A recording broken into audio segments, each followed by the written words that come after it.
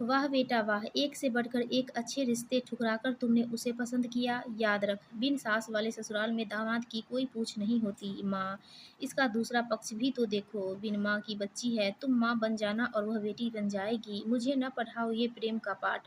तुम्हारी पसंद है तो तुम ही सँभालना, माँ ने कहा। रमेश ने सोचा कि माँ यूँ ही गुस्से में कह रही है, साथ रहते हुए निभा के प्रति स्नेह ज़रूर उमड़ेगा। पंडित जी ने विवाह की तिथि निकाली और नियत समय पर सब संपन्न हो गया। निभा भाई-बहनों में सबसे छोटी थी। उसके पग फेरे तक बहनें रुकीं। उसके बाद न ही किसी ने बुलाया और न ही वह गई। रमेश के मुँह से अपने हँसते-खेलते परिवार की इतनी चर्चाएँ सुनी थी कि विदाई पर एक बूंद आँसू न गिरे थे। निभा ने हमेशा से ऐसे ही खुशहाल परिवार के सपने देखे थे।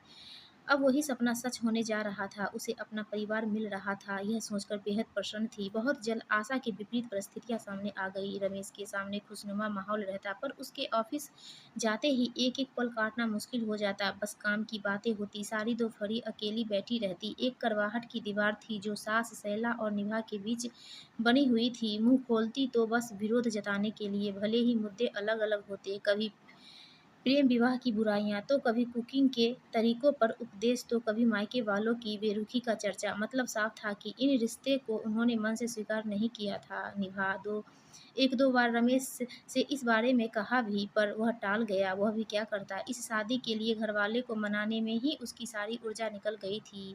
दिन निकल रहे थे, पर दूरियां घटने का नाम ही नहीं ले रही थी। मन में यही सब सोचती निभा एक दिन सीढ़ियों से फिसल गई। पैर में फ्रैक्चर हुआ था। डॉक्टर ने 3 हफ्ते के लिए प्लास्टर चढ़ा दिया था। ऐसे में वह पूरी तरह से पर आश्रित हो गई थी। ससुराल में काम करते हुए फिर भी वक्त गुजरता है।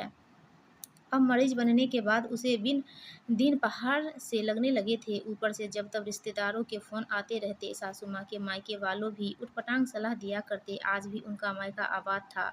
उनकी ओर से हर तीज त्योहार में बुलावा आ जाता। एक दिन सास की माँ ने यह तक कह दिया कि निभा को मायके भेज दो।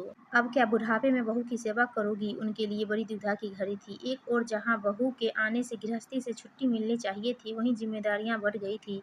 उन्हें फैसला लेना था, अपना मायका या बहू का मायका। बहू की भोली सूरत आंखों में नाच गई। जब आज तक वह अपनी माँ से मिलने की ललक रखती है, तो भला निभा के दिल पर क्या बीत रही होगी। दिल पसीज गया था। वह भी तो एक माँ है। उनकी बहू को माँ चाहिए, सास नहीं। आखिरकार उनके अंदर की सास को हराकर माँ की ममता जीत गई। अपनी माँ को फ़ोन मिलाया और कहा कि ये मेरी बहू का मायका है।